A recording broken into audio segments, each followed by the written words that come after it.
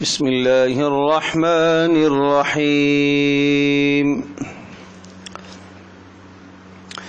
الف لام میم اللہ لا الہ الا هو الحی القیوم نزل عليك الكتاب بالحق مصدقا لما بين يديه وأنزل التوراة والإنجيل من قبل هدى للناس وأنزل الفرقان إن الذين كفروا بآيات الله لهم عذاب شديد واللہ عزیز ذو انتقام ان اللہ لا يخفى علیہ شیء فی الارض ولا فی السماء هو الذی یصورکم فی الارحام کیف یشاء لا الہ الا هو العزیز الحکیم هو الذی انزل علیک الکتاب منہ آیات محکمات ہن ام الکتاب واخر متشابہات فأما الذين في قلوبهم زيغ فيتبعون ما تشابه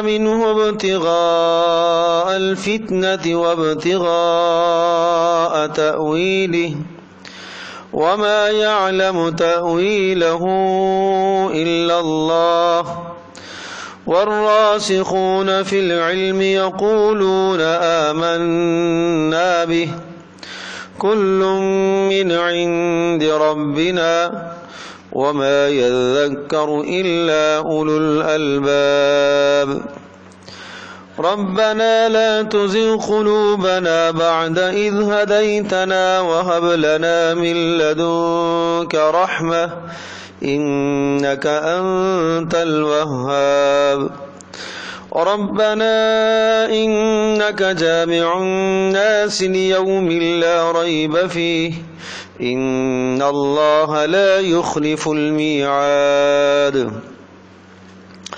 سورہ آل عمران ہے، یہ بھی قرآن مجید کی بڑی صورتوں میں سے ایک سورہ مبارکہ ہے، اور یہ مدینہ طیبہ میں نازل ہوئی۔ جس طرح سے سورۃ البقرہ مدینہ طیبہ میں نازل ہوئی، اسی طرح سے سورہ آل عمران بھی مدینہ طیبہ میں نازل ہوئی۔ اور عمران در حقیقت حضرت مریم کی والدہ کا نام ہے، حضرت مریم کے والد کا نام ہے عمران، گویا کہ حضرت عیسیٰ علیہ السلام کے نانا ہوئے۔ اور یہاں چونکہ حضرت مریم کا تذکرہ، عیسیٰ علیہ السلام کا تذکرہ اور ان کے خاندان کا تذکرہ ہے، تو اسی مناسبت سے اس کا نام آل عمران ہے، عمران کی آل۔ اور پھر یہ بات بھی ذہن نشین فرما لیجئے کہ جس طرح سے سورۃ البقرہ میں زیادہ تر خطاب یہودیوں سے ہے، اسی طرح سے سورہ آل عمران میں زیادہ تر خطاب نصرانیوں سے ہے۔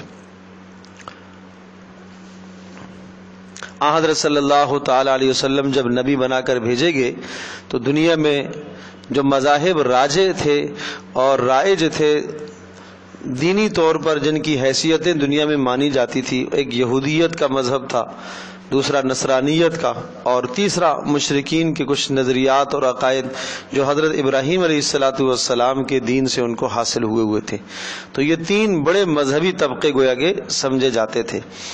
تو سورۃ البقرہ کے اندر زیادہ تر مسائل کا جو تذکرہ ہے یا خطاب ہے وہ یہودیوں سے متعلق تھا، اور ان کی بیماریوں کو اللہ پاک نے ذکر فرمایا اور مسلمانوں کو متنبہ فرمایا کہ اس قسم کی خرافات اور بیماریوں سے آپ اپنے آپ کو بچائیے جو یہودیوں میں پائی جاتی ہیں۔ اور نصارہ میں سورہ آل عمران میں خطاب وہ نصارہ سے ہے زیادہ تر، اور مسلمانوں کو متنبہ کیا گیا کہ جو نصرانیوں کے اندر جو بیماریاں پائی جاتی ہیں ان بیماریوں سے آپ اپنے آپ کو بچائیے۔ اور اس سورہ مبارکہ کے جو ابتدائی کلمات ہیں اور ابتدائی آیات ہیں یہ اس وقت نازل ہوئی تھیں کہ جب آپ علیہ الصلوۃ والسلام مدینہ منورہ میں آپ کی دعوت اور آپ کا اسلام مدینہ سے پھیل کر باہر جب نکلنے لگا تو نجران کے کچھ نصارہ حضرت صلی اللہ علیہ وسلم کے پاس آئے۔ نجران ایک علاقہ ہے، تو وہاں سے کچھ عیسائی لوگ حضرت صلی اللہ علیہ وسلم کی خدمت میں حاضر ہوئے۔ کوئی 70 افراد پر مشتمل یہ ایک وفد تھا جو نبی پاک صلی اللہ علیہ وسلم سے مناظرہ کرنے کے لیے آئے، مناظرہ کرنے کے لیے خدمت میں آئے، اور مناظرہ ان کا عیسیٰ علیہ الصلوۃ والسلام کے حوالے سے تھا۔ وہ عیسیٰ علیہ الصلوۃ والسلام کو رب مانتے تھے، اللہ کا بیٹا مانتے تھے، اور اس قسم کے ان کے باطل نظریات تھے، اور قرآن مجید کی آیات سے وہ ثابت کرنا چاہتے تھے کہ آپ کے کلام میں آپ پر جو قرآن نازل ہوا ہے اس میں عیسیٰ علیہ الصلوۃ والسلام کو روح کہا گیا، روح اللہ کی روح ہے، تو اس کا مطلب یہ ہے کہ اللہ کی روح عیسیٰ علیہ الصلوۃ والسلام کے اندر داخل ہو چکی ہے، اور گویا کہ عیسیٰ علیہ الصلوۃ والسلام وہ رب ہی ہے، چونکہ اللہ کی روح حلول کر کے ادھر آ گئی ہے تو لہذا وہ یک جان ہو گئے اور وہ رب بن گیا۔ اس قسم کی باتیں لے کر رسول پاک صلی اللہ علیہ وسلم کے پاس آئے اور اعتراضات کرنے لگے، تو پھر اللہ پاک نے ان آیات بینات کو نازل فرمایا جن میں ان کے باطل نظریات کا رد تھا۔ الف لام میم، یہ سمجھایا کہ حروف مقطعات یہ متشابہات ہیں۔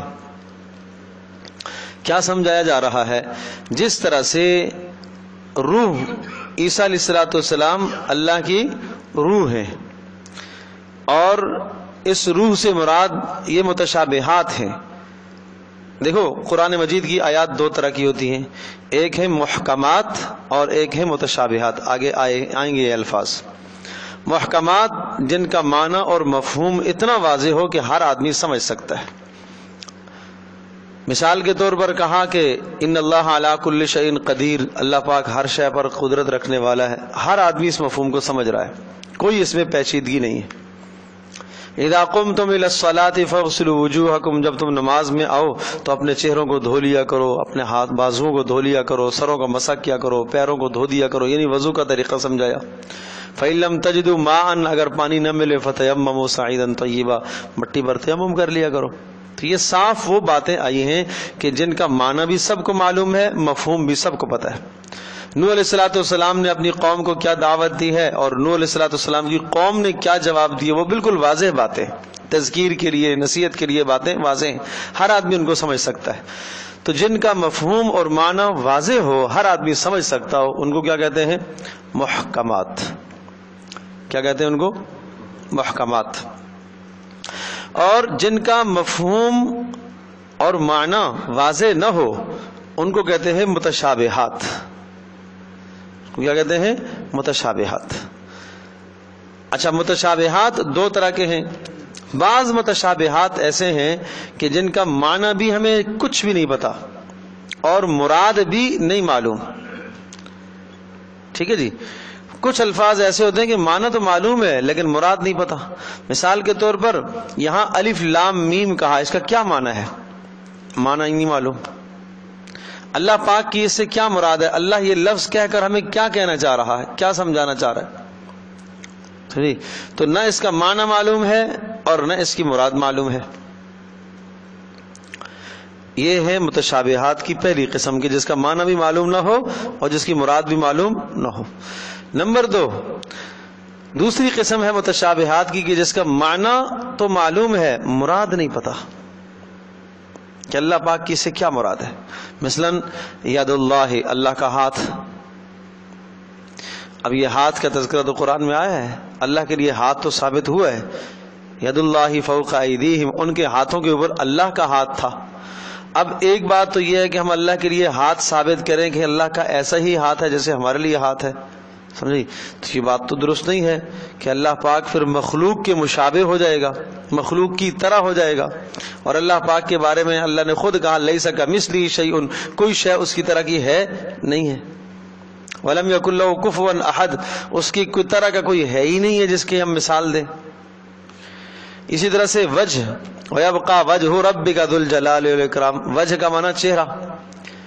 اب ہمارا چہرہ تو ہے، اب اللہ تبارک و تعالیٰ کے لیے کیسا چہرہ ہے وہ اللہ ہی جانے. استواء علی العرش، عرش پر مستوی ہوا. ہم عرش کے محتاج ہیں، تخت کے محتاج ہیں، کرسی کے محتاج ہیں، یہ ہمارے لیے مکان ہے، جگہ ہے بیٹھنے کی، ہم محتاج ہیں اس کے. لیکن اللہ تبارک و تعالیٰ نہ عرش کا محتاج ہے نہ کرسی کا محتاج ہے. پھر اللہ پاک نے کرسی کو ذکر فرمایا، عرش کو ذکر فرمایا. اس سے اللہ کی کیا مراد ہے؟ اس کو ہم کیا کہیں گے؟ متشابہات. وہ متشابہات جن کا معنی تو پتہ ہے لیکن مراد معلوم نہیں ہے، سمجھے؟ تو اس کی مراد ہمیں نہیں پتا کہ اس کی مراد کیا ہے، یہ اللہ ہی جانتا ہے. ہماری زبان کے اندر بھی بے شمار ایسے الفاظ آتے ہیں کہ جن الفاظ سے آپ کہیں کہ جناب کیا ہے، جس کا معنی تو پتہ ہے لیکن مراد معلوم نہیں ہے. ٹھیک ہے جی. اب اس جگہ پر بیٹھے ہوئے سمجھے، میں ایک شخص سے کوئی ایسا لفظ کہتا ہوں، وہ آگے سے مجھ سے پوچھا کیا مطلب، تو مطلب یہ ہوا کہ اسے کچھ بات سمجھ میں آئی ہے لیکن کچھ سمجھ میں نہیں آئی ہے. بات سمجھی؟ ایک میں نے کہا مثال کے طور پر ایک گلاس لے آؤ، وہ تو میرے پاس رکھا ہوا بھی ہے، پانی بھی ڈلا ہوا ہے. کوئی اس قسم کا لفظ میں بول دوں کہ سامنے والا وہ مجھ سے پوچھے کہ کیا مراد ہے آپ کی اس سے، سمجھے؟ تو ایسے کلمات کو کیا کہا جاتا ہے؟ متشابہات، کہ جن کا معنی سمجھنا وہ ہر ایک کی بس کی بات نہ ہو، اس کا معنی نہ آتا ہو، یا تو معنی بھی معلوم نہ ہو، مراد بھی معلوم نہ ہو، جیسا کہ حروف مقطعات الف لام میم ہے. اور نمبر دو، دوسری قسم کہ جن کا معنی تو معلوم ہے، مراد معلوم نہیں ہے. پھر سنو، متشابہات کی دو قسمیں. پہلی قسم جس کا معنی بھی معلوم نہیں، مراد بھی معلوم نہیں، جیسا کہ حروف مقطعات الف لام میم ہا میم، یہ جو سورتوں کے شروع میں. نمبر دو، جس کا معنی تو پتہ ہے لیکن مراد معلوم نہیں ہے.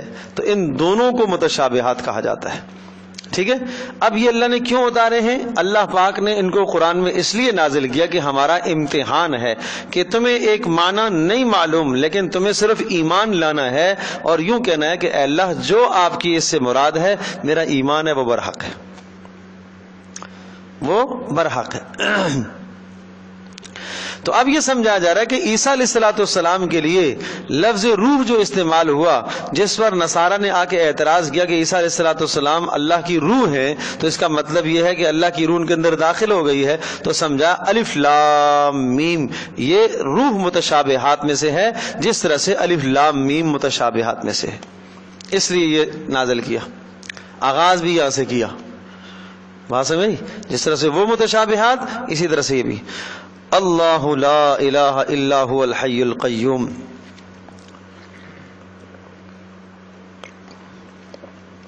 اور پھر سورہ مبارکہ کا جو مرکزی مضمون اور دعویٰ ہے وہ یہی ہے، اللہ لا الہ الا ہو، اللہ وہ ذات ہے اس کے سوا کوئی عبادت کے لائق نہیں ہے. پچھلی صورت کا بھی مضمون اسی قسم کا تھا، یا ایھا الناس اعبدوا ربکم، اس رب کی بندگی کرو جس نے تمہیں پیدا کیا ہے.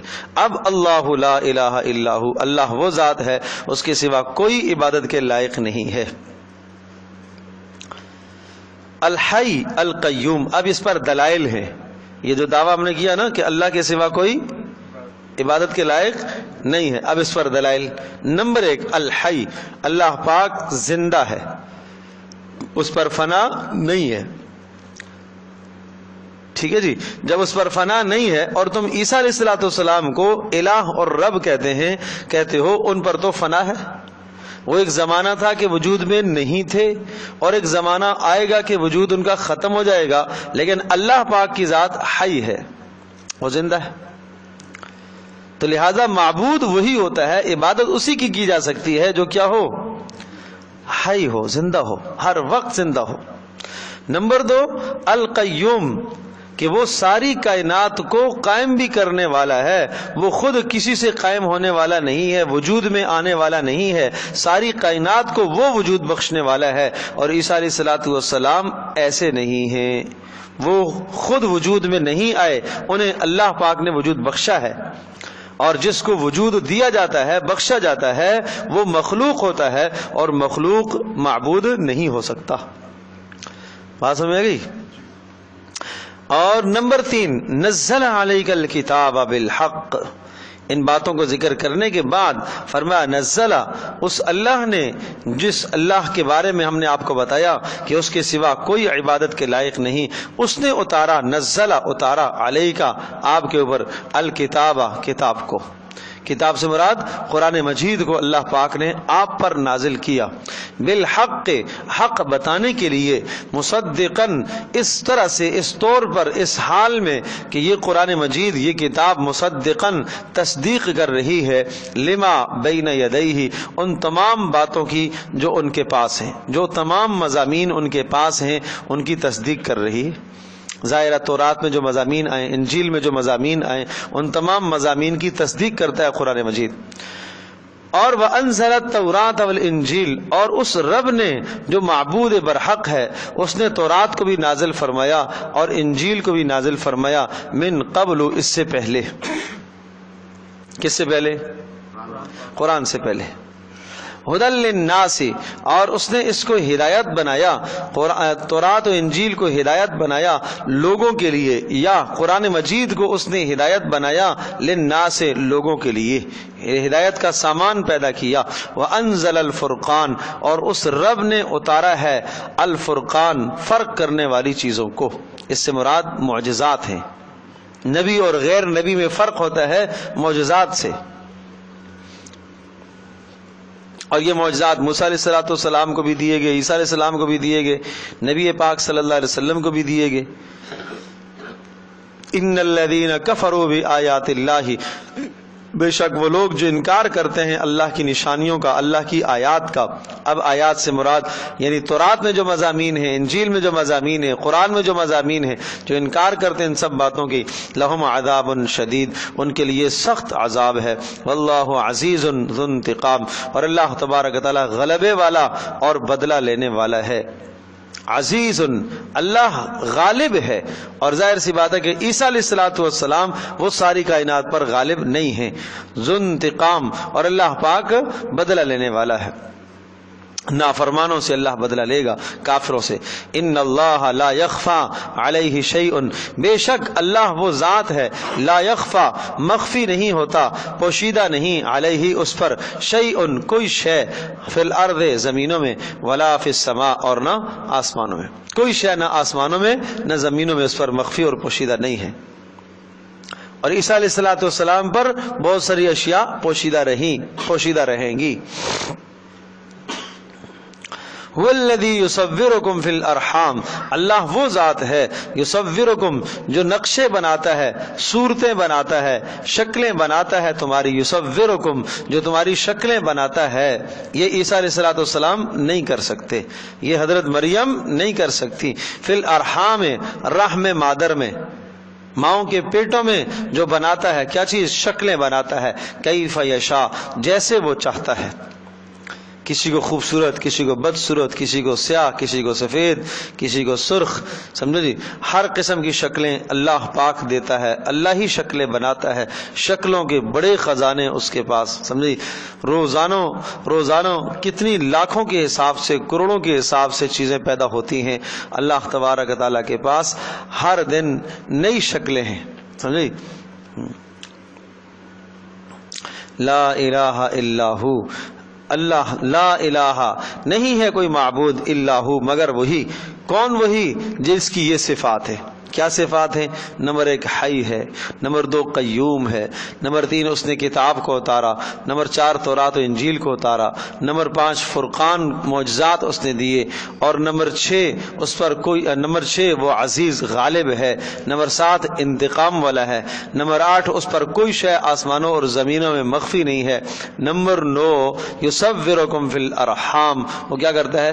صورتیں بناتا ہے، شکلیں بناتا ہے، اور نمبر 10 العزیز یہ پہلے بھی آ گیا، اور نمبر 10 اگر الحکیم حکمتوں والا، ڈھیل دینے والا، یہ 10 صفات ہیں اللہ تبارک تعالیٰ کی، اور اللہ پاک ان 10 صفات میں اکیلا ہے، کوئی اس کا شریک نہیں ہے۔ جب ان تمام صفات میں اللہ کا کوئی شریک نہیں ہے تو پھر رب ہونے میں، معبود ہونے میں بھی اس کے ساتھ کوئی شریک نہیں ہے۔ هو الذی انزل، اب بات وہی ہے کہ اچھا یہ روح اللہ، یہ اللہ کا روح، عیسیٰ علیہ السلام کے بارے میں کہا کہ اللہ کی روح ہے، یہ کیوں کہا؟ هو الذی انزل علیک الکتاب، اللہ وہ ذات ہے جس نے اتارا ہے علیک آپ پر الکتاب قرآن کو، منہ اس میں سے آیات محکمات، بعض ایسی آیات ہیں جو محکم ہیں۔ محکم کا مطلب سمجھ میں آ گیا نا، پہلے بتا چکا ہوں، جس کا معنی بھی واضح ہو، مفہوم بھی واضح ہو، کوئی اس میں اشتباہ نہیں ہے، واضح ہے۔ ہن ام الکتاب، اور جو محکمات ہیں ہن وہی ام الکتاب، بنیادی باتیں ہیں، یعنی وہی قابل اتباع ہیں۔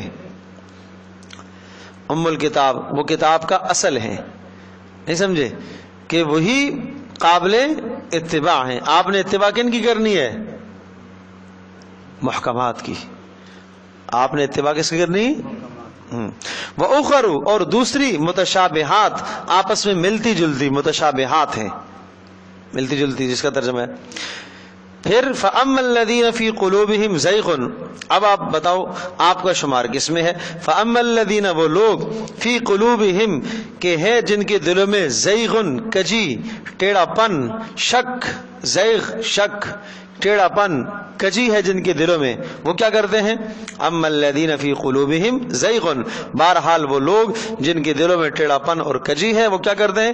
فیتبعون، وہ پیچھے لگے رہتے ہیں یا اتباع کرتے ہیں، پیروی کرتے ہیں، کس چیز کی؟ ما، ان آیات اور احکام کی، تشابہ منہ، جو کیا ہیں؟ متشابہات ہیں۔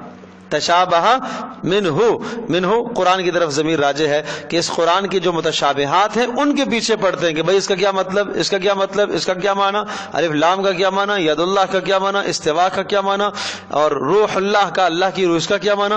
یہ کیوں کرتے ہیں؟ ابتغاء الفتنۃ، فتنہ تلاش کرنے کے لیے، ابتغاء الفتنۃ، فتنہ تلاش کرنے کے لیے، گمراہی کو تلاش کرنے کے لیے، سمجھے جی، گمراہی کو تلاش کرنے کے لیے، ابتغاء الفتنۃ، گمراہی کو تلاش کرنے کے لیے، فتنہ تلاش کرنے کے لیے، وابتغاء تأویلی، اور تلاش کرنے کے لیے تاویلی، اس کی تعویلات کو، غلط مطلب نکالنے کے لیے، گمراہی پھیلانے کے لیے اور غلط مطلب پھیلانے کے لیے، پروپیگنڈے کرنے کے لیے اس قسم کے متشابہات کے پیچھے پڑتے ہیں۔ وما يعلم تأویلہ الا اللہ، وما يعلم، اور نہیں جانتا، تأویلہ، ان کا صحیح مطلب اور صحیح مصداق، الا اللہ، مگر کون جانتا ہے؟ اللہ ہی جانتا ہے، سمجھے جی، اللہ ہی جانتا ہے۔ پھر ہمیں کیا کرنا چاہیے؟ والراسخون فی العلم، اور کچھ لوگ ایسے ہیں جو علم میں پختہ کار ہیں، راسخون پختگی، مضبوط، جن کا علم اور عمل مضبوط ہے، والراسخون، اور پختہ لوگ فی العلم، جو علم کے اندر، یقولون، وہ کہتے ہیں، آمنا بہ، ہم ان متشابہات پر ایمان لائے، ہم اللہ پر ایمان لائے، کل من عند ربنا، سارے کے سارے احکام ہمارے پروردگار کی طرف سے، ساری آیات ہمارے رب کی طرف سے، ساری سے مراد کل، سب کی سب، کون سی سب کی سب؟ محکمات بھی متشابہات بھی، سب میں ہمارے پروردگار کی طرف سے ہیں، ہم اس پر ایمان رکھتے ہیں، بس بات سمجھے جی۔ تو جو لوگ ان متشابہات کے پیچھے پڑتے ہیں اور اپنی مرضی کی تشریح کرتے ہیں، کیا کہا؟ ان کے دلوں میں ٹیڑھا پن ہے، کجی ہے، نفاق ہے، شک ہے۔ اور جو ایمان والے لوگ ہیں اور جن کے علم مضبوط ہیں، چاہیے تو یہ تھا کہ جن کے علم مضبوط ہیں وہ کچھ معنی بیان کرتے، لیکن وہ تو یہ کہتے ہیں کہ نہیں، ہم تو اللہ کی جو مراد ہے اس پر ایمان لائے۔ وما یذکر الا اولو الالباب، اور نصیحت حاصل نہیں کرتے مگر عقل مند لوگ۔ ربنا لا تزغ قلوبنا، اے ہمارے پروردگار، لا تزغ قلوبنا، ٹیڑھا نہ کر دیجیے گا۔ اب بات چونکہ پیچھے بتائی کہ وہ لوگ جن کے دلوں میں ٹیڑھا پن ہے وہ قرآن مجید کے اندر اپنے مطلب کے مطابق معنی نکالتے ہیں۔ اے ہمارے پروردگار، اب دعا سکھائی، لا تزغ قلوبنا، ہمارے دلوں کو ٹیڑھا نہ کر دیجیے گا، بعد اذ ہدیتنا، بعد اس کے کہ تو نے ہمیں ہدایت دے دی ہے، ہماری رہنمائی تو نے حق کی طرف کر دی ہے۔ اے اللہ اب ہمارے دلوں کو باطل کی طرف نہ موڑنا۔ وَهَبْ لَنَا، اور ہمیں عطا کر، مِن لَدُنْکَ، اپنی طرف سے، رحمتاً، خاص رحمت، اے اللہ ہمیں اپنی طرف سے رحمت خاصہ عطا کر، اِنَّکَ أَنْتَ الْوَهَّابُ، بے شک اے اللہ تو خوب عطا کرنے والا ہے۔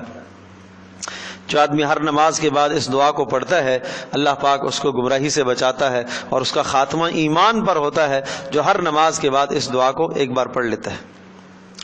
ربنا انک جامع الناس لیوم لا ریب فیہ، اے ہمارے پروردگار، انک بے شک، جامع الناس آپ جمع کرنے والے ہیں لوگوں کو، لیوم اس دن، لا ریب فیہ جس کے واقع ہونے میں کوئی شک نہیں ہے، ان اللہ لا یخلف المیعاد، بے شک اللہ تبارک و تعالی وعدے کی خلاف ورزی نہیں کرتا، ان اللہ بے شک اللہ پاک، لا یخلف خلاف ورزی نہیں کرتا، المیعاد وعدے کی۔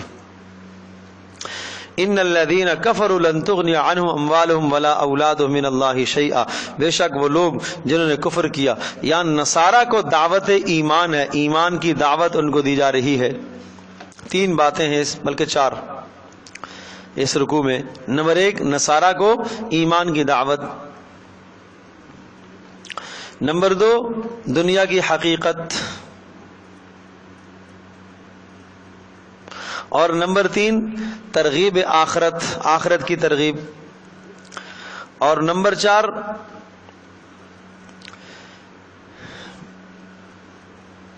اسلام پسندیدہ مذہب ہے۔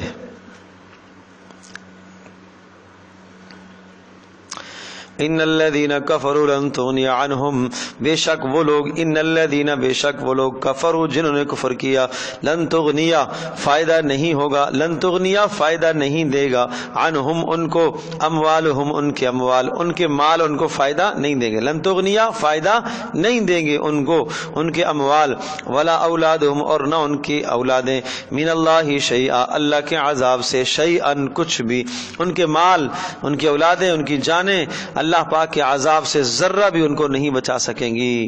اولئک ہم وقود النار، اور یہی ہیں وہ لوگ جو جہنم کا ایندھن بنیں گے، کدأب آل فرعون، ان کا حال فرعون کے خاندان کی طرح ہے، کدأب آل فرعون، دأب حال، حالات، دابہم کداب آل فرعون کو، ان لوگوں کا حال جو کفر کرتے ہیں اور جن کا مال اور جناب اولادوں پر اتراتے ہیں، یہی حال فرعون کا تھا اور ان کی آل اولاد اور ان کے رؤساء کا سب کا حال یہی تھا، کداب آل فرعون، ان کا حال آل فرعون کی طرح ہے، والذین من قبلہم، اور ان لوگوں کی طرح جو فرعونیوں سے بھی پہلے گزرے ہیں، کیا حال ہے، کذبوا بآیاتنا، انہوں نے ہماری آیات کو جھٹلایا، فأخذہم اللہ، اللہ نے ان کو پکڑا، بذنوبہم ان کے گناہوں کی وجہ سے، اللہ شدید العقاب، اللہ پاک سخت سزا دینے والا ہے۔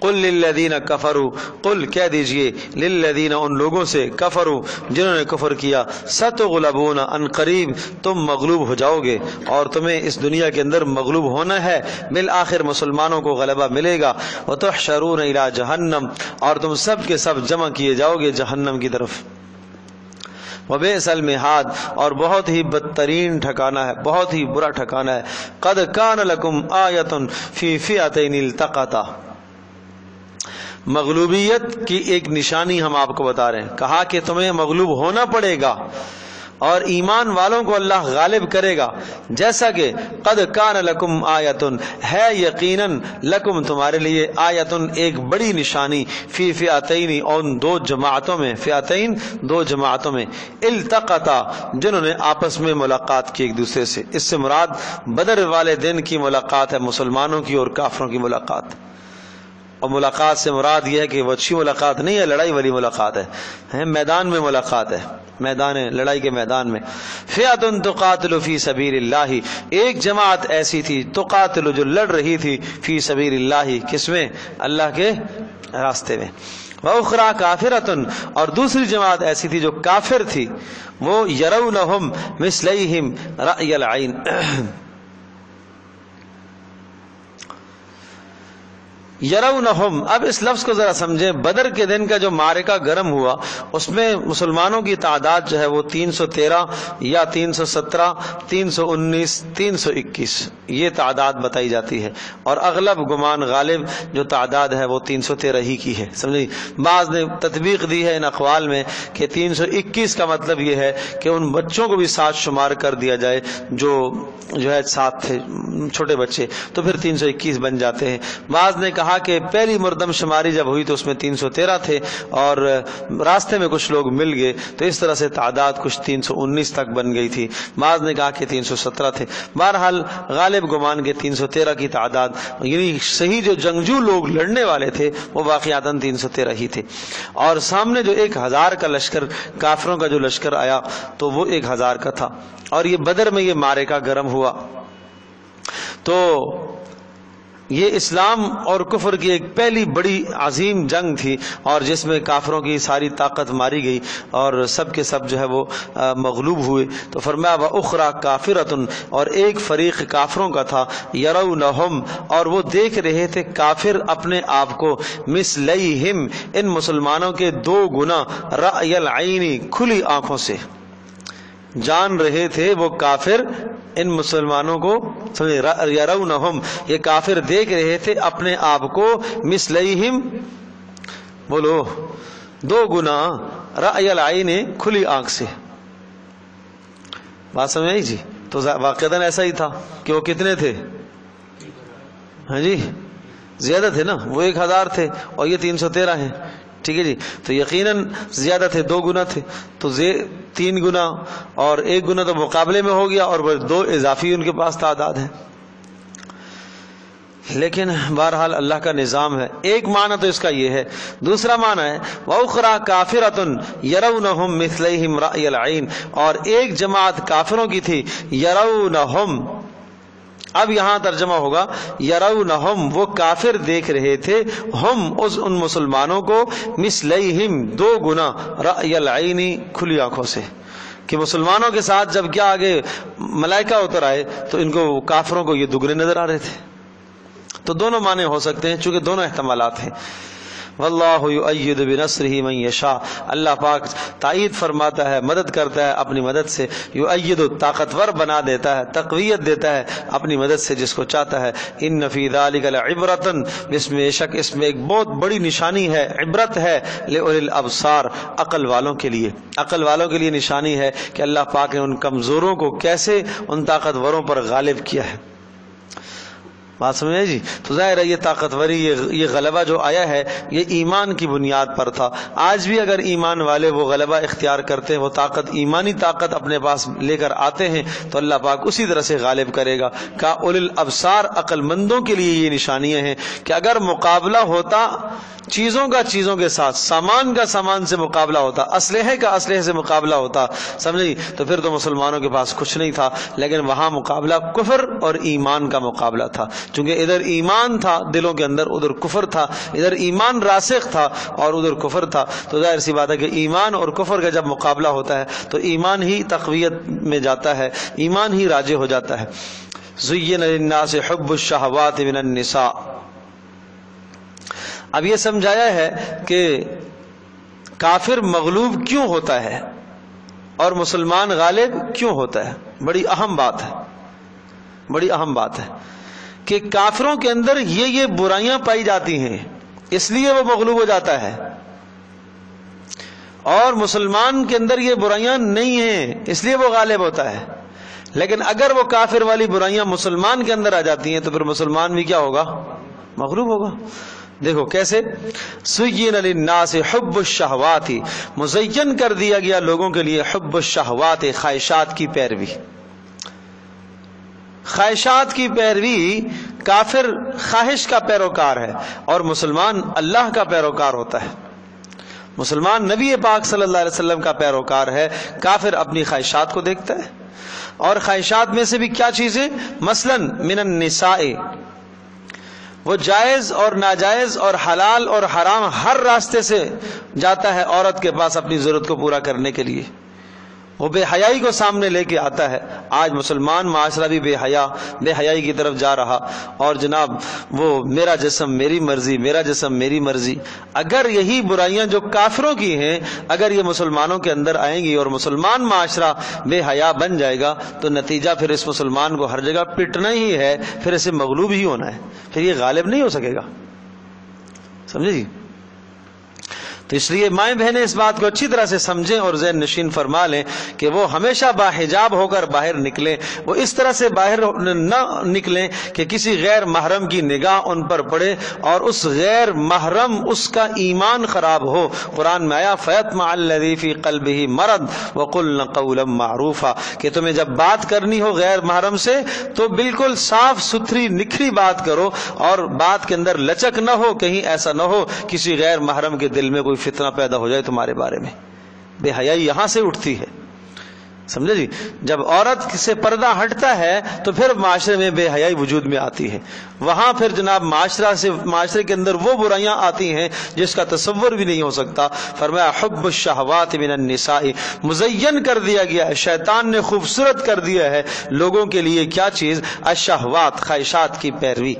من النساء مثلا عورتوں سے تعلق, والبنین اور اولادوں کے پیچھے اس طرح لگ جانا کہ حلال حرام کی تمیز کیے بغیر بس میری اولاد اچھی ہو جائے, میری اولاد کی تعلیم اچھی ہو جائے, میری اولاد کا اسٹیٹس اتنا بلند ہو جائے, اس کے پیچھے پڑنا. حلال حرام کا نہ دیکھا, یہ نہ دیکھا کہ اللہ نے اولاد دی تو اس کو میں کس راستے پر ڈالوں. نہیں, مجھے تو دیکھنا ہے کہ معاشرے میں کیا چل رہا ہے, مجھے تو یہ دیکھنا ہے کہ خاندان میں کیا چل رہا ہے. میرے بھائی کے بچے وہ تو جناب فلان جگہ سے ڈگری لے کر آئے ہیں, وہ تو وہ پڑھ رہے ہیں, اور میں اپنے بچوں کو دینی تعلیم کیوں دوں؟ یہ تصور ہے آج. والقناطیر المقنطرہ, قناطیر اور بڑے بڑے خزانے, المقنطرہ ڈھیر, کس چیز کے خزانے اور ڈھیر؟ من الذهب, سونے کے, والفضہ اور چاندی کے. جب یہ چیزیں تمہیں بہانے لگ جائیں, سونا چاندی تمہیں بہانے لگ جاتا ہے, اور تمہیں جناب اولادیں اس قدر بہانے لگ جائیں اللہ کے حکم سے زیادہ, عورتیں تمہیں اللہ کے حکم سے زیادہ بہانے لگ جائیں, والخیل المسومۃ, اور نشان زدہ گھوڑے تمہیں جب بہانے لگ جائیں اللہ کے حکموں سے زیادہ, وہ تمہیں اچھے لگنے لگیں. یا خیل المسومہ تو گھوڑے اس وقت کی سواریاں تھیں, آج موجودہ زمانے کی ہر سواری آپ لے آؤ اس جگہ پر, ہر سواری سے آج تمہاری ایسی محبت کہ تمہارا اسٹیٹس بلند ہوتا ہے سواری سے, کہ ایسی سواری, میرے پاس فلاں کی ایسی گاڑی ہے, میری ایسی گاڑی کیوں نہیں ہے. یہ تفاخر جو ہے. والانعام, اور چوپائے, مال و متاع, والحرث, اور کھیتیاں, سامان, ذالک متاع الحیات الدنیا, دیکھتے نہیں ہو یہ تو دنیا کا ساز و سامان ہے. یہ کیا ہے؟ یہ دنیا کا سامان ہے, یہ دنیا کا سامان ہے. اس کے ذریعے سے آخرت کماؤ, یہ تمہاری ضروریات کو پورا کرنے کے اسباب ہیں. سمجھے جی؟ خیر متاع الدنیا المرأۃ الصالحہ, فرمایا دنیا کا سب سے اچھا اور بہترین سامان نیک عورت ہے. نیک عورت سب سے بہترین سامان ہے. نیک بیوی دنیا کا سب سے بہترین سامان ہے انسان کے لیے. نیک عورت, نیک بیوی کا ہو جانا, یہ دنیا کے سامان ہے. ان سے صرف تم اپنی ضرورت کو پورا کرو, لیکن اللہ کی نافرمانی نہ کرو. واللہ عندہ حسن المآب, اور اللہ پاک کے پاس تو اس سے زیادہ خوبصورت اور عمدہ اور اچھا ٹھکانہ ہے. سمجھے جی؟ تو یہ اسباب ہیں. جب تمہارے دلوں کو یہ چیزیں بہانے لگ جائیں تو پھر یاد رکھو پھر تمہیں مغلوب ہونا ہے. پھر تمہارے اندر اور کافروں کے اندر اشتراک ہو گیا. جو نصب العین زندگی گزارنے کا طور طریقہ کافروں کا ہے, وہی طور طریقہ جب تمہارا ہو گیا تو اب جب تمہاری ان کے ساتھ لڑائی ہوگی تو اب لڑائی کس چیز کے ساتھ ہوگی؟ اب لڑائی سامان کے ساتھ ہے. جس کا سامان بھاری پڑ گیا وہی غالب. اب ایمان اور کفر کی لڑائی نہیں ہے. بات سمجھے جی؟ ورنہ کافر جب اس کے پاس کفر ہے اور مسلمان کے دل میں اللہ اور اس کا رسول اتنا پیوست ہے اور اللہ اور اس کے رسول کی محبت ایسی دل میں بیٹھی ہوئی ہے کہ دنیا کی بڑی سے بڑی طاقت بھی اس کو کوئی لالچ نہیں دے سکتی، اس کو ایمان نہیں چھڑوا سکتی، تو اب جب لڑائی ہوگی تو اب یہ مسلمان زندہ ہے اور وہ کافر مردہ ہے. مثل الذی یذکر ربہ والذی لا یذکر ربہ کمثل الحی والمیت، جو اللہ کو یاد کرتا ہے اس کی مثال زندہ کسی ہے اور جس کے دل میں اللہ نہیں ہے اس کی مثال مردے کسی ہے. خالد ابن ولید نے رومیوں کے لشکر میں جاتے ہوئے کہا تھا، عمر بن عاص رضی اللہ تعالی نے کہا خالد کتنے لوگ لے کر جاؤ گے؟ کہا کتنا لشکر ہے سامنے؟ کہا سنا ہے 60,000 کا ہے. کہا ٹھیک ہے 10 مجھے دے دو. کتنے؟ 10. تصور کر سکتے ہو 10 آدمی مجھے دے دو 60,000 کے مقابلے میں 1,000 کے مقابلے میں جائے گا. کہا یہ کیا کہہ رہے ہو؟ کہا ہاں بس کافی ہیں، اس لیے کہ مثل الذی، اتنا یقین پیارے پیغمبر صلی اللہ علیہ وسلم کی بات پر. کہا اللہ کے نبی نے فرمایا جس کے دل میں اللہ ہے وہ زندہ اور جس کے دل میں اللہ نہیں ہے وہ مردہ. وہ تو مردے ہیں، میں اکیلا بھی کافی ہوں. مقابلہ ایمان کا تھا نا، ایمان کا کفر کے ساتھ، چیزوں کا چیزوں سے مقابلہ نہیں تھا، اسلحے کا اسلحے سے نہیں تھا، اسباب کا اسباب سے نہیں تھا. 10 جوانوں کے نام لیے بھائی، جنگجو، سمجھے جی، اور جنگجوؤں کے نام لیے. سبحان اللہ سبحان اللہ. زرار ابن ازور، ایسے شاہ سوار لوگ تھے، سمجھے جی. وہ ایک صحابی ایسے لیے جو طے شدہ تھا گھوڑا کتنی اسپیڈ سے دوڑتا ہے، وہ گھوڑے سے آگے دوڑتے تھے، گھوڑے سے مقابلہ کر کے دوڑتے تھے، گھوڑے سے آگے نکل جاتے تھے. اللہ اکبر اللہ اکبر. قعقاع رضی اللہ تعالی عنہ، عجیب شاہ سوار لوگ تھے، ابھی عجیب. اور اس زمانے میں بس صبح مسجد النبوی فجر کی نماز کے بعد سے لے کر جبل سلع تک دوڑ ہوتی تھی، صحابہ دوڑ لگاتے تھے گھوڑوں پر، یہ جنگ کی تیاری ہوتی تھی، سمجھے جی. اور نبی علیہ الصلوۃ والسلام دیکھ رہے، مسکرا رہے، ان کے آپس میں مقابلے دیکھ رہے، مسکرا رہے. آج ہماری قوم کے جوانوں کے ہاتھوں میں بلہ اور کرکٹ ہے، ان کو کہاں وہ صحابہ کا معیار یاد ہے. جس گلی میں دیکھو کوئی ادھر کھیل رہا ہے، کوئی ادھر کھیل رہا ہے، کوئی ادھر کھیل رہا ہے. ظلم نہیں ہے تو اور کیا ہے. نسلیں ہماری تباہ ہو گئی اور اس جوان کے دل سے وہ ایمانی حرارت، ایمانی لذت ختم ہو گئی. اذان ہو رہی ہے اسے نہیں احساس، اذان پر اذان ہو رہی ہے، ظہر ہے، عصر ہے، مغرب ہے، عشاء، اسے نہیں احساس. اور پھر یہ مسلمان پھر یہ کافر پر غالب آئے گا؟ کیسے غالب آئے گا؟ اس نے تو پٹنا ہی ہے جگہ جگہ، اس کو تو اور پٹنا چاہیے. اللہ کا تو ضابطہ ہے، یہ اللہ کا تو اصول ہے. بات وہی ہے، چیزوں کا چیزوں سے مقابلہ ہے یہاں پر، پھر چیزوں کا چیزوں سے مقابلہ ہے. ایمانیات کچھ اور چیزیں ہیں. ایمانی حرارت جب اندر آتی ہے تو پھر وہ اسلحے کو نہیں دیکھتا، وہ پھر یہ نہیں دیکھتا میرے ہاتھ میں کیا ہے، پھر وہ لڑ پڑتا ہے، پھر وہ جان دے دیتا ہے. پھر اسے پتا ہے کہ اس مرنے کے اندر میری کامیابی ہے، سمجھے جی. پھر اسے موت میں کامیابی نظر آتی ہے، فلاح نظر آتی ہے. پھر وہ صحابی فزت ورب الکعبہ، تیر تھے پھر تیر لگ رہے ہیں اور جسم چھلی ہو رہا، روح قبض ہو رہی ہے، کہہ رہا ہے فزت ورب الکعبہ، اللہ کی قسم میں کامیاب ہو گیا، اللہ کی قسم میں کامیاب ہو گیا. دیکھنے والا ایک دیکھ رہا ہے یہ کیا کامیابی ہے، زندگی سے ہاتھ دھو بیٹھا ہے اور کہتا ہے میں کامیاب ہو گیا. اس نے اسلام پر ریسرچ کی، تحقیق کرنے لگا تو پھر اسلام کے محاسن اسے پسند آئے، مسلمان ہوا اور کہنے لگا مجھے صرف اس شخص کے اس جملے نے اسلام کے اندر داخل کیا ہے، یہ کہتا ہے اللہ کی قسم میں کامیاب ہو گیا. ہم یہ سمجھ رہے ہیں کہ بیوی بچوں سے ہاتھ دھو بیٹھا ہے اور دنیا کی لذتیں کھو گیا ہے، پھر بھی قسم کھا کے کہہ رہا ہے کہ میں کامیاب ہو گیا. اور یہ وہ وقت ہے کہ اس وقت تو کم از کم آدمی جھوٹ نہیں بولتا. شاید پہلے اگر ہمیں یہ کہتا کہ میں کامیاب ہوں، قسمیں کھاتا، تو شاید ہم یقین نہ کرتے. لیکن اب تو جان نکل رہی ہے، قسمیں کھا کے کہہ رہا ہے کہ میں کامیاب ہو گیا. یہ کیا کامیابی ہے بھائی؟ تو اپنی نسلوں کی فکر کرو، ایمانی حرارت بچوں کے دلوں میں بھرو، صحابہ کے قصے سناؤ، واقعات سناؤ، قرآن کی طرف ان کو لے کر آؤ. اور یہ چیزیں تو آج پورے شہر کے اندر کیا حال ہے، پورے ملک میں کروڑوں کا مال اس پر نہیں لگتا، کرکٹ پر. یہ ہمارا ملک اس سے ترقی کرے گا کیا؟ یہ کوئی معاش ہے؟ یہ اگر اتنا پیسہ غریبوں میں بٹتا، حاجت مندوں میں بٹتا، لوگوں کو روزگار مہیا کیے جاتے تو پتہ نہیں بات کہاں سے کہاں چلی جاتی. سمجھے جی. اللہ اکبر اللہ اکبر. تو ہم بھی بڑے فخر سے ان چیزوں کو دیکھتے ہیں، اور ان چیزوں کا نہ دیکھنا درست ہے، نہ یہ عمل کرنا درست ہے، نہ یہ کھیل درست ہے۔ دیکھو اسلام کھیل کی ترغیب دیتا ہے، ضرور کھیلو، وہ کھیل کھیلو جس سے تمہارے جسم کی ورزش ہو۔ جس سے تمہارے جسم کی ورزش نہیں ہے وہ کھیل عبث ہے، وہ بیکار ہے، وہ ناجائز ہے۔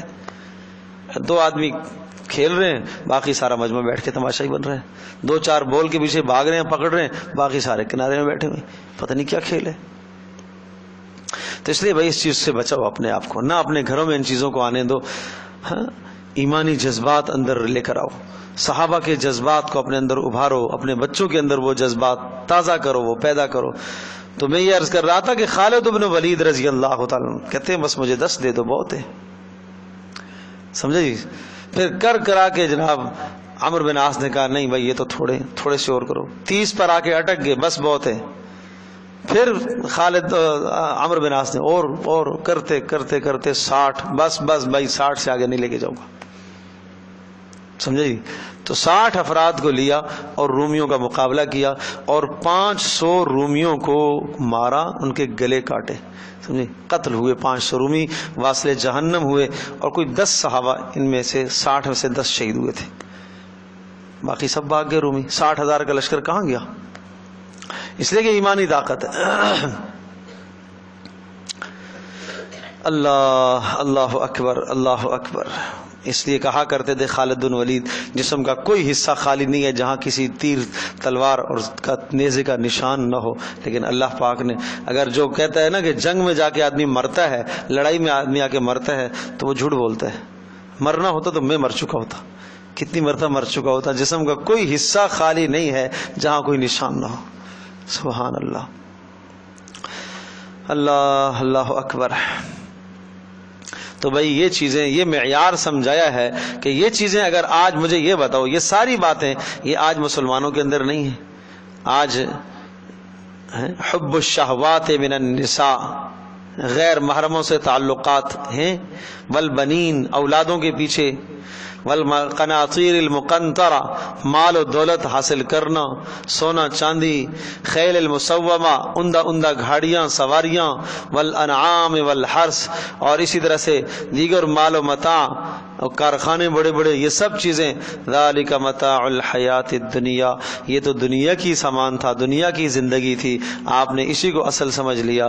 واللہ عندہ حسن المآب، اللہ کے پاس تو بہترین ٹھکانہ تھا، تم کہاں چلے گئے ہو اس دنیا کے پیچھے۔ اللہ اکبر۔ اب اگلی بات، قل، کیا پیارا انداز ہے، قل کہہ دیجئے، اُنبئکم، کیا میں تمہیں بتاؤں اے مسلمانوں، تمہیں میں بتاؤں، بخیر من ذالکم، ان چیزوں سے زیادہ اچھی چیزیں، کن چیزوں سے، اور جن کا تذکرہ اوپر ہوا، ہاں جی، کس کے لیے، للذین اتقوا، ان لوگوں کے لیے جو بچتے ہیں گناہوں سے، شرک سے، کفر سے، غیر محرم کے ساتھ اختلاط سے بچتے ہیں، مشتبہ مال سے اپنے آپ کو بچاتے ہیں، ان کے لیے عند ربہم، ان کے پروردگار کے پاس، رب کے پاس، اتنی بات کافی نہیں ہے کہ وہ رب کے پاس جائیں گے، اور کیا ہے، جنات، ان کے لیے باغات، تجری من تحتها الانہار، جن کے نیچے سے نہریں بہ رہی ہوں گی، خالدین فیہا، ہمیشہ رہیں گے۔ یہ دنیا کی نعمتیں جتنی گنوائی ہیں یہ سب عارضی ہیں، جب تمہاری موت آئے گی یہ سب نعمتیں چھٹ جائیں گی۔ اور وازواج مطہرہ، اور پاکیزہ بیویاں، ازواج بیویاں، مطہرۃ پاکیزہ، ہر قسم کے گناہ سے، ہر قسم کی برائی سے پاک، ہر قسم کی گندگی سے پاک، نجاست سے پاک، خون سے پاک، بدبو سے پاک۔ اس لیے حدیث پاک میں آتا ہے کہ جب کسی کی نگاہ کسی غیر محرم پر اٹھتی ہے، اگر وہ اللہ کے ڈر سے نگاہ کو نیچا کر لیتا ہے، اللہ اسی وقت جنت میں ایک حور سے اس کا نکاح کر دیتا ہے، اسی وقت، سمجھے، ایک نگاہ نیچی ہوئی، اللہ پاک نے اس کے لیے جنت میں حور کا بندوبست کر دیا کہ اس نے اپنی نگاہ کی حفاظت کی۔ ورضوان من اللہ، اور سب سے بڑی چیز ورضوان من اللہ، اللہ کی رضا ان کو ملے گی، اور کیا چاہیے؟ واللہ بصیر بالعباد، اور پھر دیکھنا اللہ خوب خوب لوگوں کو جانتا ہے، دیکھ رہا ہے، تمہارے اعمال سے باخبر ہے۔ اللہ اللہ اللہ، ان لوگوں کی کیا صفات ہیں جن کو اللہ کی رضا نصیب ہوتی ہے؟ الذین یقولون ربنا، جو یوں کہتے ہیں اے ہمارے پروردگار، اننا آمنا، بے شک ہم ایمان لائے، فاغفر لنا ذنوبنا، اے اللہ ہمارے گناہوں کو درگزر کر دے، وقنا عذاب النار، اے اللہ ہمیں دوزخ کے عذاب سے بچا لے، الصابرین، اللہ اکبر، الصابرین، کیا کرنے والے؟ بولو بولو، اور معنی بتاؤ،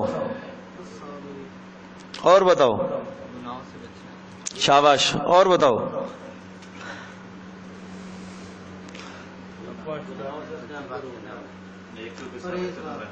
جی تین معنی بتاتا ہوتا ہوں نا صبر کے، تینوں معنی ہیں یہاں پر، بولو۔ پرہیزگار، گناہوں سے بچنے والے، نمبر 1، نمبر 2 مصائب پر صبر کرنے والے، نمبر 3 دین پر جمنے والے، سمجھے جی؟ ہاں، صبر کہتے ہیں روکنے کو، صبر کا مطلب کیا ہوتا ہے؟ روکنا۔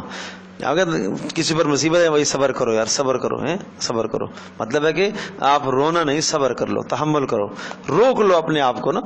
تو اسی طرح سے نفس نہیں چاہتا نماز پڑھنے کو، اپنے نفس کو نماز پر روکنا نہیں، تو جو پڑھنی ہے یہ لے کے آنا۔ اور ایک اور معنی بھی کر سکتے ہیں پیچھے، الصابرین، جی میدان کارزار میں ڈٹ جانے والے، اور الصادقین، اور کیا؟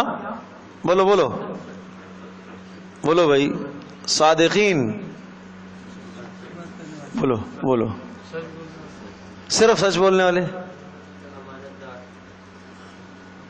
دیکھو قرآن میں جہاں پر بھی صادق کا لفظ آتا ہے نا، اس کا صرف اتنا ترجمہ نہیں ہے سچ، سمجھے؟ نہیں نہیں، 3 چیزوں میں سچائی ہوگی تو قرآن کی اصطلاح میں صادق ہے، سمجھے؟ دل، زبان، عمل، دل، زبان، عمل۔ جو دل میں عقیدہ ہے زبان پر وہی اقرار ہو، اور عمل بھی اسی کے مطابق، سمجھے جی؟ عقیدہ تو رکھا ہوا ہے کہ ہاں اللہ ہی ہے، اللہ پر بھروسہ کرنا چاہیے، لیکن ہاں کچھ پیسہ بھی تو ہے نا، وہ بھی تو کچھ ہے، تھوڑا تھوڑا ادھر بھی کر رہا ہے، سمجھے جی؟ کہاں گئے ہمارے بھروسے؟ اللہ کی ذات پر بھروسہ ہی نہیں ہے، اعتماد ہی نہیں ہے، اعتماد کسی اور شے کا نام ہے بھائی، پتہ نہیں یہاں سے ہم کسی دوسری جگہ پر جاتے ہیں، ایک گاڑی ہم کرائے پر لیتے ہیں، ہاں جی کتنے پیسے جی؟ چلو جی 200 روپیہ، اس کو بھی اطمینان ہے کہ یہ وہاں پہنچ کے مجھے دے گا، ہمیں بھی یہ اطمینان ہے کہ یہ وہیں پہنچائے گا، کہیں راستے میں دائیں بائیں نہیں نکلے گا، ہاں جی۔ تو ایک شخص پر اتنا اعتماد ہے، اللہ پر کتنا اعتماد ہے؟ ایک طبیب اور ڈاکٹر بتاتا ہے ایک میری پسندیدہ چیز ہے، پسندیدہ ڈش ہے، ہم کھاتے ہیں، ہاں جی، ڈاکٹر نے کہا نہیں بھائی یہ تمہارے لیے مضر ہو گئی ہے، اب تمہارا جسم اس کو تحمل نہیں کر سکتا، ٹھیک ہے جی چھوڑ دی، ڈاکٹر کی بات پر بھروسہ کیا نا، اعتماد کیا، تو وہ رب، جس رب نے بتایا سود تمہارے لیے مضر ہے، حرام تمہارے لیے نقصان دہ ہے، یہ تمہارے لیے نقصان دہ ہے، جس رب نے بتایا نگاہ کا غیر محرم کی طرف اٹھنا، ادھر جانا تمہارے لیے نقصان دہ ہے، تمہارے ایمان کا خطرہ ہے، نقصان ہے، اس رب کی بات پر بھروسہ نہیں ہے۔ وہ امام غزالی رحمۃ اللہ علیہ نے تو مثال دی ہے، ایک بچہ تمہیں کہہ دیتا ہے تمہارے سامنے 10 پلیٹیں کھانے کی آتی ہیں، عمدہ لذیذ کھانا، وہ یوں کہتا ہے کہ ان 10 میں سے کسی ایک میں زہر ہے، مجھے پتہ نہیں کس میں، لیکن کسی ایک میں ہے، بتاؤ کھاؤ گے؟ سب کو چھوڑ دیں گے، کیا پتا کہ اس میں ہے بھائی، ایسا نہ ہو کہ اسی پر میرا ہاتھ پڑ جائے جس میں زہر ہے۔ تو جس رب نے تمہیں حرام بتایا، حرام سمجھایا کہ یہ حرام ہے، اس حرام میں ہاتھ نہ ڈالو، اس رب پر بھروسہ نہیں ہے، اس رب کی بات پر بھروسہ نہیں ہے، سمجھے؟ وہ یہ کہہ رہا ہے کہ نماز پر میں روزی دوں گا، نماز پر روزی دوں گا، وہ کہتے ہیں ادعونی استجب لکم، تم مجھے پکارو میں تمہاری پکار کو سنوں گا. پھر بھی آدمی کو بھروسہ اس اللہ پر نہیں ہے. لو انکم توکلتم علی اللہ حق توکلہ، اگر تم اللہ پر ایسا بھروسہ کرو جیسے پرندے بھروسہ کرتے ہیں، اللہ تمہیں ایسا کھلائے گا جیسے پرندوں کو کھلاتا ہے. ہمارا وہ بھروسہ بھی نہیں ہے جو پرندوں کا بھروسہ ہے. صبح خالی پیٹ نکلتے ہیں اور شام کو پیٹ بھرے ہوئے آتے ہیں. اسباب اختیار کرو، بھروسہ اسباب پر نہیں ہے، بھروسہ اللہ کی ذات پر ہے. تو صادق کا میں نے کیا معنی کیا ہے؟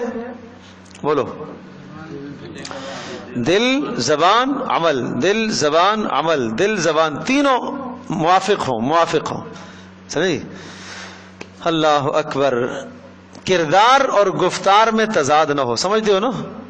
ہاں، کردار اور گفتار میں تضاد نہ ہو. کردار کا غازی بھی ہو، گفتار کا بھی غازی ہو. کہہ تو رہا ہے لیکن عمل کچھ اور ہے اس کا، تو یہ صادق نہیں کہلاتا. قرآن میں ہے نا یا ایھا الذین آمنوا اتقوا اللہ، ایمان والو اللہ کا ڈر اختیار کرو. وکونوا مع الصادقین، اور صادقین کے ساتھ رہو. تو صادق سے مراد صرف وہی ہے جو زبان سے سچ بولتا ہے؟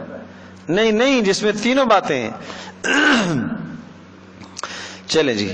الصادقین فرمایا کہ صدق کو اختیار کرنے والے ہیں، نیت کے اعتبار سے بھی اور دل کے اعتبار سے بھی، عمل کے اعتبار سے اور زبان کے اعتبار سے. والقانتین، اللہ کے حکموں کو بجا لانے والے. والمنفقین، اور اللہ کی راہ میں خوب مال خرچ کرنے والے. اللہ اللہ اللہ اللہ. یہ ہر عمل ایسا بتایا جس کو آپ یوں کہہ سکتے ہیں کہ ترقی من الادنا الی الاعلی. پہلے چھوٹی خوبی الصابرین، صبر کرنے والے، پھر مل جاتے ہیں. چلو جی. الصادقین، پھر یہ ذرا مشکل کام ہے.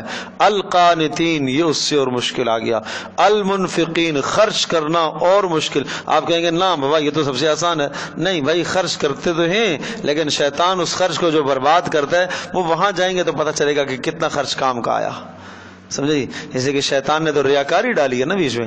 من کان یرجو لقاء ربہ فلیعمل عملا صالحا، جو اپنے پروردگار سے ملاقات کی امید رکھتا ہے اسے چاہیے کہ وہ عمل کرے صالح. لیکن کیسا عمل؟ ولا یشرک بعبادت ربہ احدا، اپنے اس رب کے عمل میں کسی اور کو ساتھ شریک نہ ٹھہرائے، تو تب وہ عمل قبول ہوگا. اور سب سے مشکل والمستغفرین بالاسحار، اور صبح کو اپنے گناہوں پر بخشش مانگنے والے. اسحار، سحر کے وقت. اللہ اللہ، یہ سحر کا وقت سمجھی، یہ بڑا مشکل کام ہے. اپنی نیند کو قربان کر کے اٹھنا ہے تہجد کے لیے، فجر کے لیے نہیں، یہ تہجد کی بات چل رہی ہے. المستغفرین بالاسحار، اور صبح اٹھ کر تہجد پڑھ کے یہ نہیں کہتے بس ہم تو جنید بغدادی بن گئے. نہیں، وہ اپنے گناہوں پر استغفار کر رہے ہوتے ہیں. وہ کہتے ہیں یا اللہ حق ادا نہیں ہوا تیری بندگی کا. لا الہ الا اللہ، لا الہ الا اللہ. شہد اللہ انہ لا الہ الا ہو والملائکۃ واولو العلم قائما بالقسط لا الہ الا هو العزیز الحکیم. اب یہ ایک عجیب کلمہ آیا اور اللہ پاک نے شروع میں دعویٰ یاد ہے، اللہ لا الہ الا هو الحی القیوم. اللہ وہ ذات ہے کہ جس کے سوا کوئی عبادت کے لائق نہیں. اس پر 10 دلائل آئے تھے، سمجھے جی. اب پھر ایک دلیل آئی ہے اس دعوے پر کہ اللہ کے سوا کوئی عبادت کے لائق نہیں ہے. کون گواہ ہے؟ یا اللہ کوئی گواہ ہے؟ اللہ کہتا ہے ہاں میں خود گواہ ہوں. سبحان اللہ. اللہ کیا کہہ رہا؟ بولو، میں خود گواہ ہوں. اور کون گواہ ہے؟ یا اللہ ملائکہ میرے ساتھ گواہ ہیں. اور کون گواہ ہے؟ علماء گواہ ہیں. علماء گواہ ہیں، علماء گواہ ہیں. تو اللہ پاک نے علماء کی گواہی کو اپنی گواہی کے ساتھ لگایا ہے. یہ علماء کے لیے فضیلت کی بات ہے. لیکن یہ جو صفات پیچھے ہے نا، صابر، قانت، صادق، قانت، منفق، مستغفر، یہ پائی جانی چاہیے تو پھر وہ علماء شمار کیے جائیں گے. سمجھی؟ صفات سے بنتا ہے انسان، کردار سے بنتا ہے، عمل سے بنتا ہے، صرف زبان سے نہیں بنتا. یہ صفات جب ہوں گی تو پھر سنو، شہید اللہ، اللہ نے گواہی دی ہے. کیا گواہی دی ہے؟ انہ لا الہ الا ہو، یہ گواہی دی ہے اس نے کہ اس کے سوا کوئی عبادت کے لائق نہیں. اور والملائکۃ، اور کس نے گواہی دی؟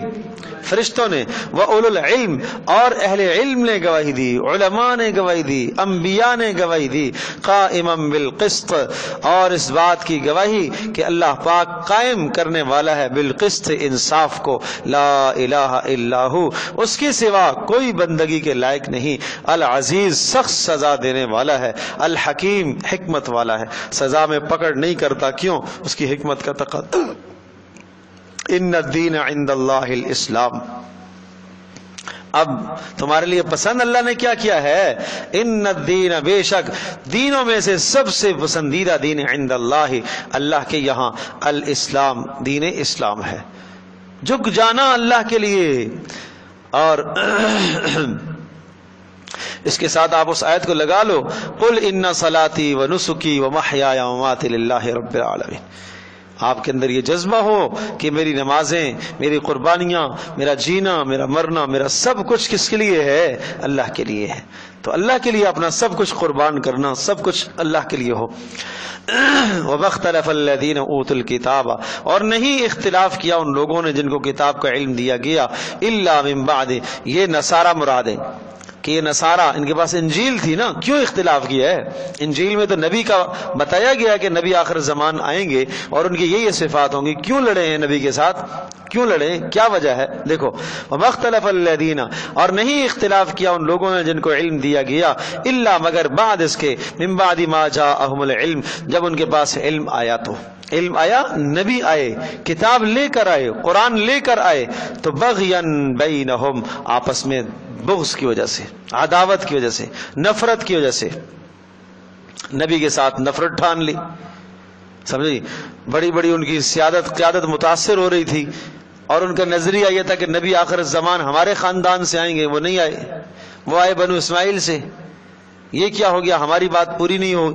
وَمَن يَكْفُرْ بِآيَاتِ اللَّهِ ان سب باتوں کو سننے کے بعد جو اللہ کی نشانیوں کا انکار کرتا ہے، فَإِنَّ اللَّهَ سَرِيعُ الْحِسَابِ اللہ جلد حساب لینے والا ہے۔ فَإِنْ حَاجُّوكَ اب بھی یہ ساری باتیں آنے کے بعد اب تعلیمی نصاب بتایا جا رہا، فَإِنْ حَاجُّوكَ اگر آپ سے جھگڑا کریں، یہ سارے پیچھے دلائل ذکر ہوئے نا، عیسیٰ علیہ الصلوۃ والسلام کے اندر یہ صفات نہیں ہیں، یہ ساری صفات اللہ پاک کے اندر ہیں، لہذا اللہ ہی رب ہے، اللہ ہی معبود ہے۔ اگر ان ساری باتوں کے بعد پھر بھی آپ سے یہ جھگڑا کرتے ہیں، بحث مباحثہ کرتے ہیں، فقل کہہ دیجئے بس، اسلمت وجہی للہ ومن اتبعن میں نے اپنے آپ کو متوجہ کر دیا، میں نے اپنے آپ کو اس اللہ کے حکم کے تابع کر دیا جو اللہ ہے، ومن اتبعن اور جو میری اتباع کرنے والے میرے صحابہ ہیں ان کا بھی یہی نظریہ ہے کہ ہم تو اللہ کے حکم کے تابع ہیں۔ وقل للذین اوتوا الکتاب اور کہہ دیجئے ان لوگوں سے جن کو کتاب کا علم دیا گیا، یعنی نصارہ کو یہ کہہ دیجئے، والامیین اور امیوں کو بھی کہہ دیجئے، امیوں سے مراد مکہ والے لوگ ہیں جن کو کتاب کا علم نہیں دیا گیا، پہلے کتاب نہیں تھی ان کے پاس، ان سب سے کہہ دیجئے اسلمتم کیا یہ ساری باتیں تم مانتے ہو؟ فإن اسلموا اگر وہ مان جاتے ہیں، فقد اہتدوا تو وہ کیا ہو جائیں گے؟ ہدایت پا لیں گے، وإن تولوا اور اگر نہیں مانتے تو کوئی بات نہیں، فإنما علیک البلاغ بے شک آپ کے ذمے پہنچا دینا ہے، بس آپ کا کام کیا ہے؟ پہنچا دینا۔ واللہ بصیر بالعباد اللہ تبارک و تعالیٰ اپنے بندوں کو خوب دیکھنے والا ہے، آپ کا کام پہنچانا ہے، اس کے بعد اللہ پاک خود ہی ان سے حساب و کتاب لے گا۔ بس کافی ہے، مجھے ذرا کوئی مصروفیت ہے تو اس لیے اکتفا کرتا